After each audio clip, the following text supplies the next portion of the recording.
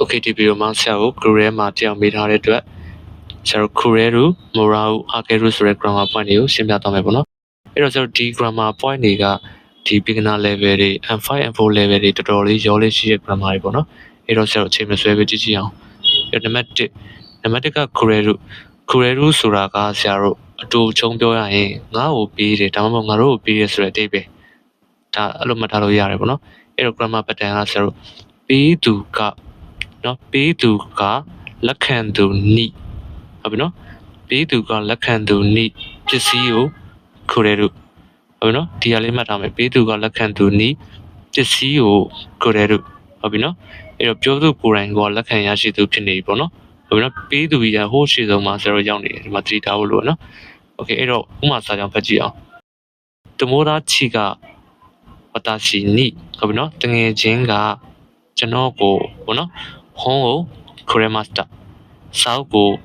ပေးတယ်ဟုတ်ပြီနော်အဲ့တော့ပေးသူရဟိုးရှိရနေတယ်ကျွန်တော်လက်ခံသူကနောက်မှနေတယ်ဒါကတော့ရှင်းသွားပြီနော်Kurelတို့ဟုတ်ပြီနော်အဲ့တော့ Mora ကိုမြင်လိုက်တာနဲ့ဆရာတို့ညလုံးထဲမှာပြင်းမြင်ရမှာရတယ်လက်ခံတယ်ဆိုတော့အတိတ်ပဲပေါ့နော်အဲ့တော့အင်္ဂလိပ်လို့ဆိုရင်ဆရာတို့ receipt ဟုတ်ပြီနော် receipt လက်ခံရရှိသည်ဆိုတဲ့အတိတ်ပဲဟုတ်ပြီနော်အဓိကလက်ခံရရှိသူရဲ့အတွေ့အကြုံပဲပြောတာဆရာတို့ဟုတ်ပြီနော်ဆရာတို့ဒီဘယ်သူကပေးတာတွေဘယ်သူပေးတာတွေပြောနေရမဟုတ်ပဲနဲ့လက်ခံရရှိတယ်ဆိုတော့ကိုပြောချင်တာဆိုပြီးတော့အဲ့ဒါတွေကြောင့်ဆရာတို့ကျောင်းသားတွေတော်များများရောကုန်ကြတာပေါ့အဲ့တော့ဥမာကြည့်အောင်ဝါတာချီဝတမိုးသားချီနီဟွန်ကိုမိုရိုင်းမတ်စတာကျွန်တော်ကတငယ်ချင်းစီမှစာအုပ်ကိုလက်ခံရရှိပါသည်ဟုတ်ပြီနော် receipt ဖြစ်တာကိုပဲပြောချင်တာဟုတ်ပြီနော် okay ရမယ်နော်လက်ခံသူရဲ့အတွေ့အကြုံကိုပြောချင်တာရမယ်နော်Number 3 ဆိုတော့ Ake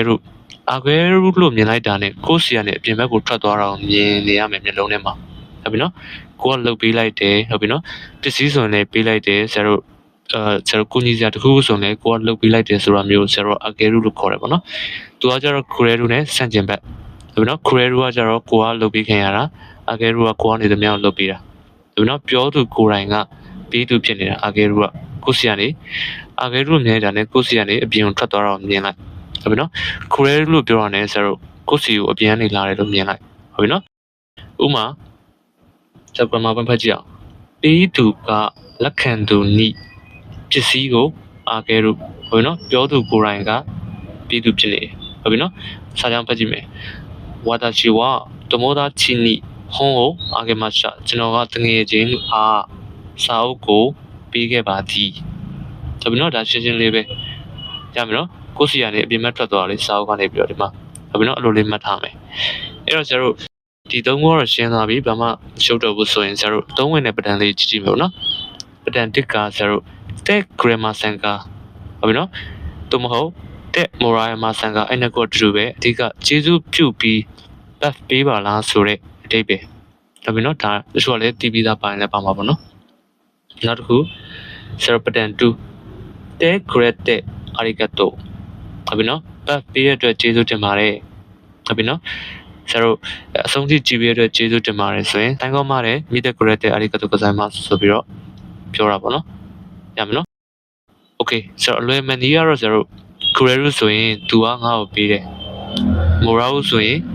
ငါသူစီကနေရတယ်Akeဆိုရင်ငါကချသူပေးဒီနေ့မှာငါဆိုတာဆရာတို့မှတ်လို့ကောင်းအောင်ပေးထားပါတော့တကယ်ကတော့တခြားလူလည်းဖြစ်နိုင်တယ်ဟုတ်ပြီနော်ရမယ်နော်အဲ့တော့ Kurel ဆိုလို့ရှိရင်ကိုကအပေါ်ကနေမြားလေးကျလာတာကိုမြင်အောင်လိုက်မယ်Akeဆိုရင်ကိုကနေမှအပြင်ဘက်ကိုထွက်သွားတာကိုမြင်အောင်နေရမယ်ပေါ့နော် Mora ကလည်းဆရာတို့အပေါ်ကနေမြားလေးကျလာတယ် receipt okay ရမယ်နော်အဲ့ဒါဆို okay ဒီဗီဒီယိုတော့လောက်ပါပဲအဲ့ဆိုရင်ဆရာတို့အားလုံးနားလည်လောက်ပြီထင်ပါတယ်